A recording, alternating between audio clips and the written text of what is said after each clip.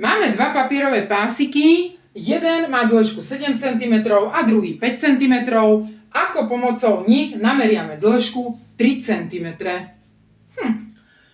Dobre, tak máme jeden papierik, 7 cm a pod neho položme ten 5 cm. Takto. A čo získame? No 2 cm. Pozri, toto bude 2 cm. Lenže oni nechcú 2 cm, ale 3 cm. Tak čo mám ešte urobiť? No tak chytím tento papierik 5 cm a položím ho teraz, pozri sa. Takto mám 2 cm a položím ho teraz sem. Tak, ten 5 cm, vidíš? Tak, a toto sú 2 cm, to už mám vybavené a tu mám tie 3 cm, lebo 5 minus 2 je 3 a mám namerané 3 cm. Toto je, tento úsek je 3 cm. Hotovo.